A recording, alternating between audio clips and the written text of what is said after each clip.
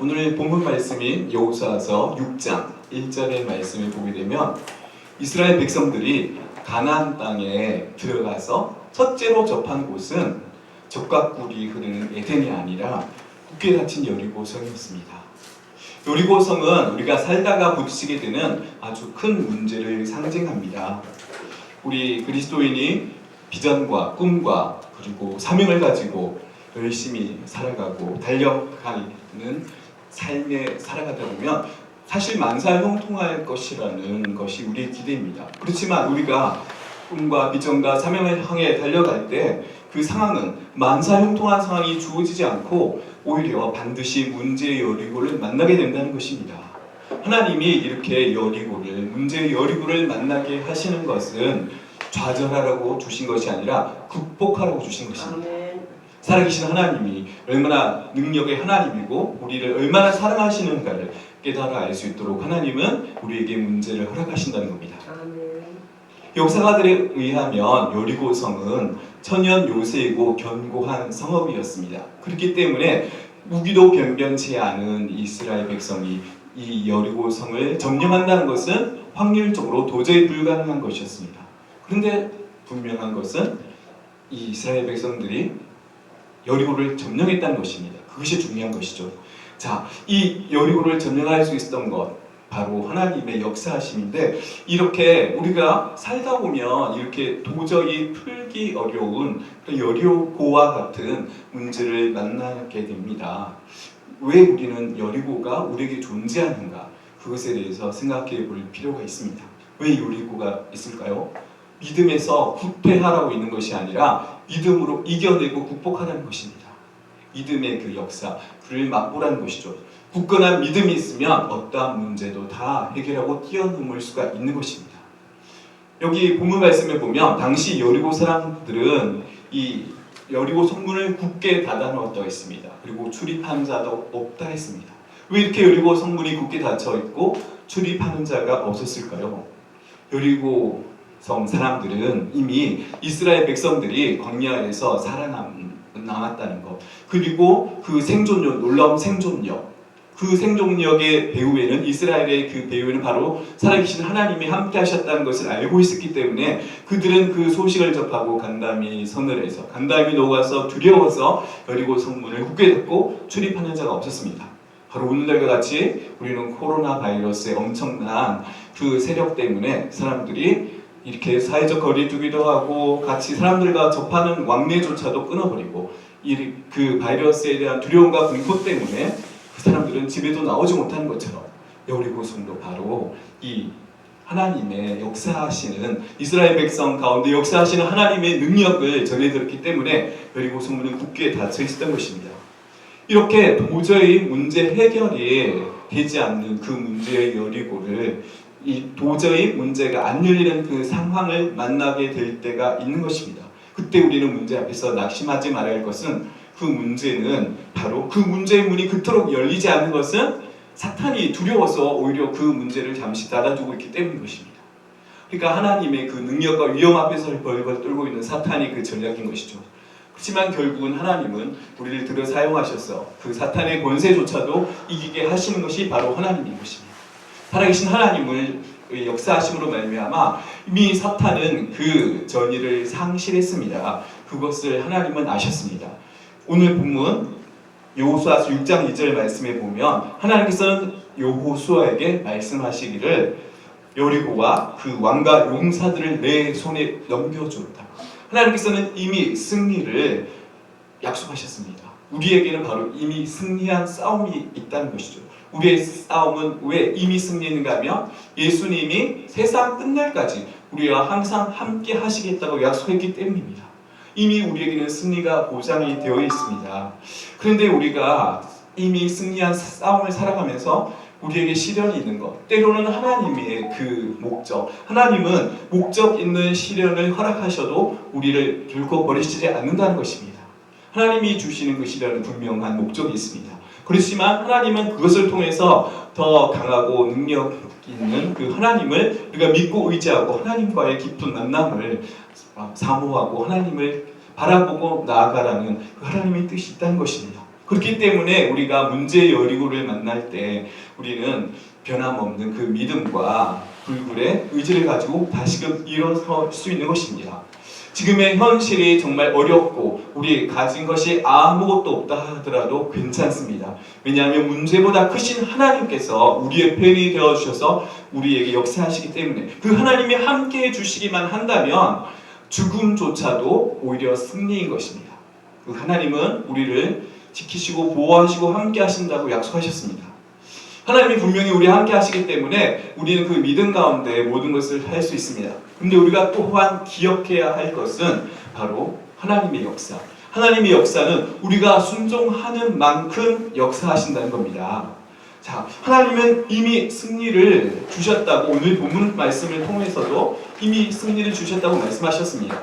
그런데 하나님께서는 오늘 요구사서 6장 3절에서 5절 말씀을 통해서 보게 되면 구체적으로 그 이스라엘 백성들이 해야 할 일을 가르쳐 주셨습니다. 이미 승리를 보장하셨지만 그래도 구체적으로 해야 할 일들을 하나님께서는 지시하시고 명령하시고 말씀하신 거죠. 잘 아시는 바 이 성을 결국은 몇 번 도는 거죠? 13번 도는 것이죠. 그리고 여리고성을 향해서 백성들은 우아하고 소리치는 것입니다.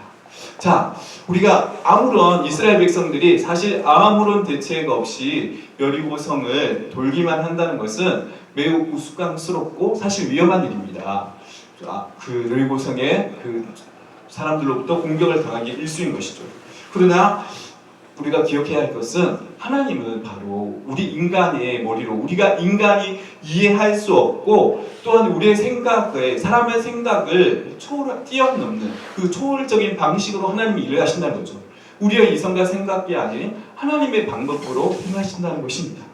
그렇기 때문에 우리가 기억해야 할 것은 우리의 방법이 아니라 하나님의 방법으로 행하는 것입니다. 그렇기 때문에 우리는 무엇보다 순종을 해야 하는 것입니다. 하나님의 뜻에 우리 성도가 우리가 해야 할 일은 다만 순종하는 일뿐인 것입니다. 우리가 어려운 일에 순종하면 그만큼 엄청난 축복이 주어지는 것입니다.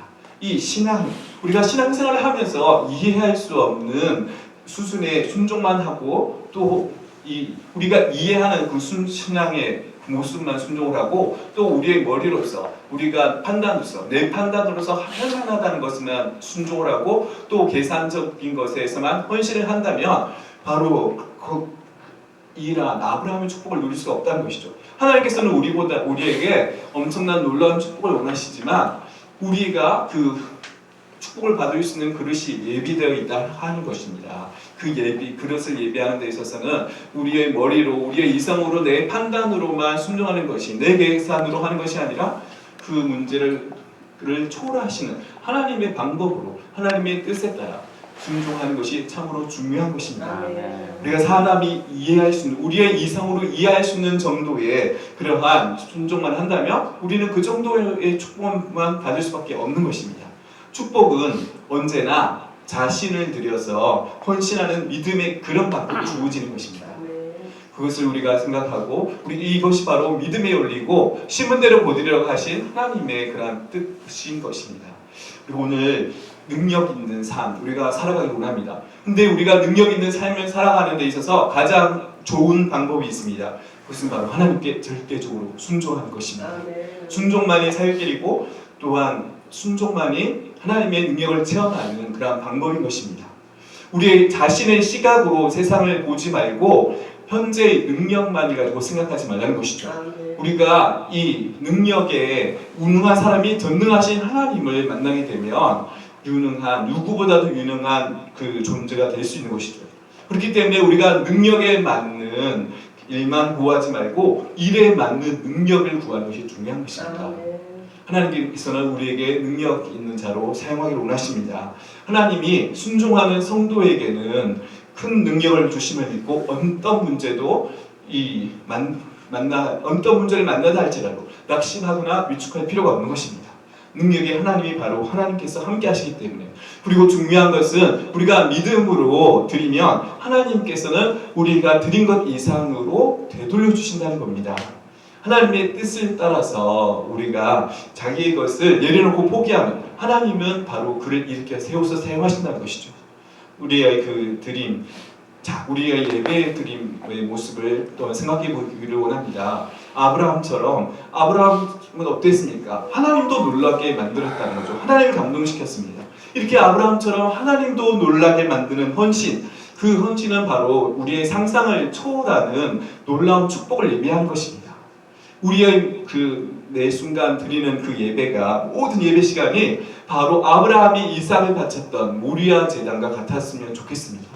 그러한 하나님께 자기의 가장 소중한, 가장 귀한 것을 드리는 것, 자신이 가장 소중히 여기는 것을 하나님께 바치려고 할 때 그것이 바로 씨앗이 되어서 엄청난 축복, 좀 큰 축복의 열매가 나타났다는 것이죠.